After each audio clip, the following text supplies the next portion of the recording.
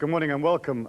Today we'll be doing our Super Self seminar, which deals with thought empowerment. And what we'll look at is how basically you as an individual are going to win back that power that at some place, somewhere, you gave away to somebody else without perhaps necessarily knowing that you gave it away. We're also going to look at techniques for creating a consciousness inside of you that's really powerful, that hones down, so that instead of you going into the physical plane and struggling with it and pushing for it and you know, sort of grabbing and harrying and working hard, that you can begin to move through the physical plane very, very fluidly. So you move into one place, everything shows up for you on time, then you move to another place, it shows up for you on time, and everything just flows naturally as it would in nature. If you look at the animals in the forest, they don't struggle. They don't go, I gotta try hard today. You know, the tiger doesn't get up in the morning and go, I'm gonna do my affirmations, I'm gonna stick the alfalfa sprouts up my nose, I'm gonna jog around the block, I'm gonna take my vitamins, and I'm gonna go out there and really zuck them in the forest today. In fact, the tiger just gets up, it sniffs under its little tiger armpits, and maybe it blows a little tiger wind or whatever it does, and it heads out. And it doesn't worry about eating, it doesn't worry about survival, it just goes through the forest naturally.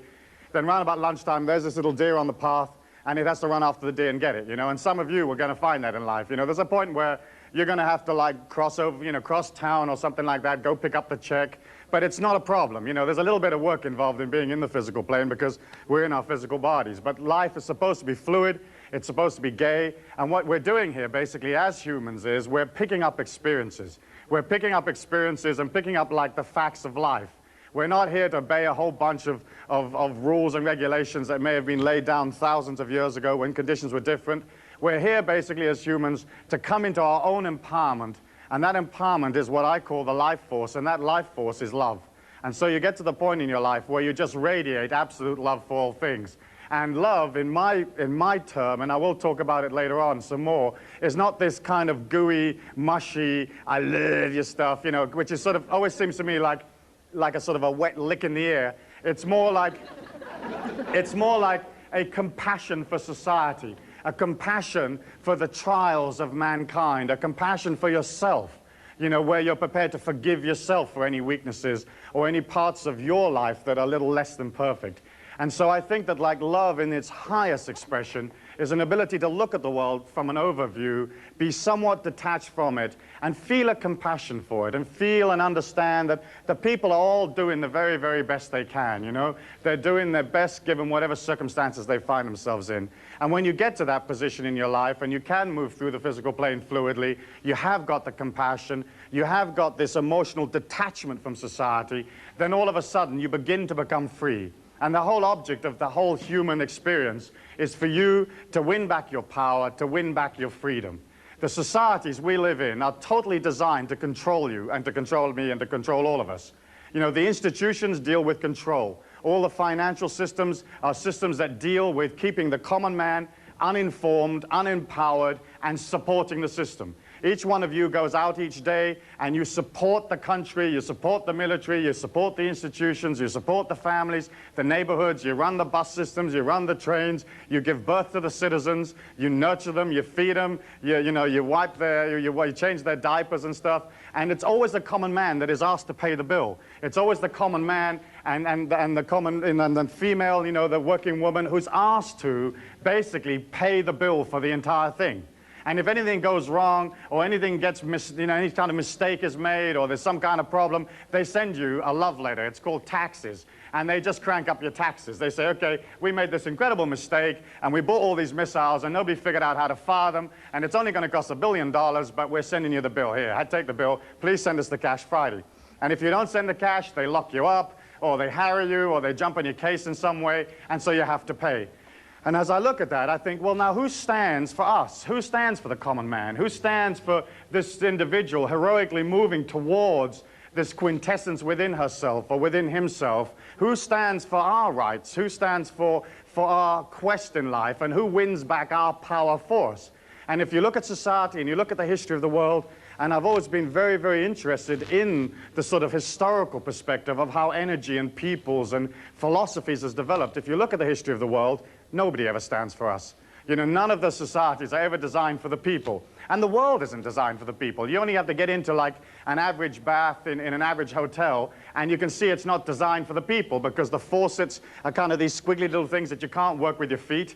And you've either got to sit up at the end where the faucets are and burn your back, or you have to get up out of the bath to change how much water's in there. And as you look at those faucets, you think, they never thought this out for human beings. I mean, faucets are supposed to be worked with your feet, you know? And if there was a little handle with a little place for you to put your toe and you could work the faucets with your feet, you'd say, this world is designed for me. But of course it isn't. You get in an airline seat, and the airline seat doesn't have enough room for a passenger to actually sit in it. You know, and when the guy in front leans back on you, you know, you have even less room. And so you go all the way to Taiwan or whatever it is, 17 hours, looking at this piece of fabric on your nose. and then you can say to yourself, is this world designed for me? It isn't. It's designed for the airline. If you ever think that the passengers are anything to do with an airline, you're totally looly-looly, because the passengers have nothing to do with it. You know, they just shoo us all on. And I do a lot of traveling as I go around the planet, and you watch people in airports. I mean, it's like, they're like automatons. They're sort of Kansas City, Oklahoma, and they're all scared out their brains, and the thing's uncomfortable, and they give you plastic food. In fact, I think the most dangerous thing about flying is eating the food, because, you know, that stuff is sort of sterilized. I think they mine it someplace. And it comes up, and there's a corporation that has, like, the franchise for mining this plastic. And the food grows out of the plastic, I think. I've got a feeling it does. But when you look at that, you know, you look at, I mean, the whole of the world is like that. And of course, we take it so much for granted, and we take the uncomfortableness for granted. We take the difficulties for granted, because they trained us to not complain, you know? Like, if you complain, you're not a good citizen, you know, like somehow you're going against, I don't know, the word of God or something. If you happen to say, look, this stuff's total garbage, I don't want to eat it. Anyway, as you look at that, you can rant and you can rave and you can say, wait a minute, you know, this isn't built for me, this isn't the society for me, what am I going to do about it? I want to change the society. The fact is that you can't change the society by going to it and pushing against them and saying, we want you to change, you know, we want a revolution, because all of that really sucks you right back into that same kind of energy that the society is built from. And when you look at the revolutions throughout history, what came after the revolution was usually at least as bad as what was going on before, you know, if not worse. So you replace, let's say, the oppressive Tsarist regime in Russia, the regime of the Romanovs, and you created, you know, the society for the people, the communist society, and it's equally restrictive, equally repressive. And as you look at the history of the world, the revolutions never really changed very much. And so as we look at that, and as we look at that as questing conscious individuals, we can say, okay, are we prepared to change society by fighting against it? Or do we do a sort of a withdrawal program on it and basically pull out somewhat, build our power, and then return back to the society, return back to the planet, and heal it? And that's personally how I think it's going to have to be done, because we're looking at a world today that really needs healing. It needs a lot of healing. It needs healing in finances. It needs healing in the way it deals with stress. It needs healing in the way that we've polluted our world and we've destroyed it. And we've done it all for the sake of commerce, for the sake of giving everybody all of this stuff. There isn't any discipline. There isn't any real righteousness in the world about the way we're handling this planet.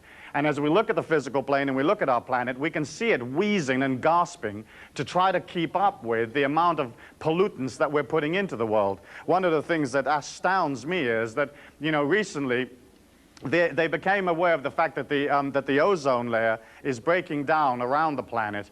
And it's basically because of the pollutants that are given off by the people that live on our planet. And the ozone layer is beginning to break down, and it's breaking down extremely rapidly. The CIA had a report in 1979 that said that the world would lose 2.5% of its ozone layer in approximately 40 years. And then as they watched this destruction of the ozone, they began to calculate it and watch it and see how it was developing. And it was found that we'd lost 2.5% of our ozone in three years.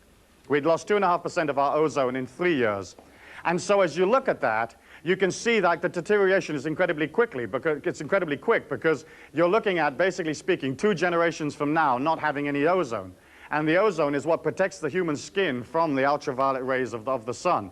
And the skin is not made to have direct sunlight upon it like that. So as you look at that, and you can see this massive hole over the South Pole where there isn't any ozone at all, and the hole isn't some kind of little rinky-dink little donut. It's like tens of thousands of square miles wide, and it's drifting and moving all the time, so much so that the government of Argentina is extremely concerned because already now it's affecting the population that lives in the south of their country, and because that ozone cloud is kind of moving around in that area, and some of those people are experiencing, you know, very bright sunlight, instant suntan. And so as we look at our planet, we can see that as a group of people, we have got to do something about it. But to do something about it, we first have to become strong. And so my whole philosophy deals with pulling away a little bit, becoming powerful, seeing your life as this heroic goal, this heroic quest, you know, not being so sucked into what's going on around you just at this moment, becoming this powerful, creative individual, and then returning back and standing there for your people, for your tribe, for your nation, for those particular interests that you have at heart. And you stand there as this mega being, as this super being, what I call the super self, and you promote that and you express that, and other people will do what you're doing by watching your excellence, by watching the quintessence of humanhood that you've reached.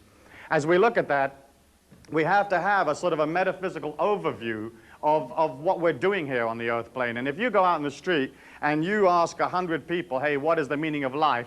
You get 99 people that go, huh? Because they don't know. And if you ask a group of people, hey, what do you think your life's purpose is? They also don't know. It's almost like you've been dropped off in this experiment and nobody told you what the experiment was about, and nobody told you how to make it happen, and nobody told you what success would be or failure would be. And so there's all these people out there drifting. If you accept that your consciousness creates your reality, if you accept that what you feel about yourself is what you pull to you in the way of events, then you can see that you can alter your destiny. I don't think, let's say, a person in a forest, in a tribal society, has a lot of ability or a lot of metaphysical power with which to alter his destiny. But each one of you here have. You know, you're living in one of the fastest moving societies in the world. You're living in a country that has great capital, great power, tremendous movements, more art, more creativity than at any other time in the history of the world. And each one of you is a powerful being. Each one of you is coming to the point where you are closing out the physical experience. I personally believe in reincarnation, and I believe that you've come through maybe, you know, many thousands of years of various experiences on the physical plane. However, if you don't believe in reincarnation, it really doesn't matter because, you know, you're on the train, you know, whether you like it or not, you know. And if you believe in reincarnation, what you're saying is that the train stopped at other stops along the line. And if you don't believe in reincarnation, you just say, hey, I'm on the train. But either way, you can see that you have an ability now to basically wrap and pack who you are, to pick up the loose threads and to push it all together. And you don't have to become a great saint or a great master or a great anything to complete. All you have to do on the physical plane is basically get the message, you know, to get it, to experience it, to move away from fear, to move away from limitation and restriction, to move away from various forms of manipulation that are imposed upon you now and that you in turn impose upon others, that we all do, and to move out of that stuff and to become this incredibly fluid, radiant being with acute perceptions, acute psychic perceptions, acute spiritual understanding of what's going on. The more you can resonate your feelings out into the universal law in an uncluttered way, without a whole bunch of opinion, without a whole bunch of stuff, without a whole bunch of philosophy, the more that universal law gives you back absolute clarity, gives you back the absolute purity of that divine power that is in all things. In order for me to get into the super self concept a little more, I think I should just first of all give you like 37 seconds of my meaning of life and just offer it to you for consideration. Of course, all of my philosophies are not, they're not dogma. You know, I just offer it and you think about what suits you and what you don't like, you just can it. Basically speaking, I believe that you're not your body, you're not the color of your skin, you're not the religion you signed up for, you're not your sexuality, that you're none of that stuff, that in fact you're a divine spark of the universal mind inside a body. And that I believe you came to the physical plane, and when you came, or before you came, that divine spark inside of you that I call the higher self had an image or an understanding of what it was going to be getting into.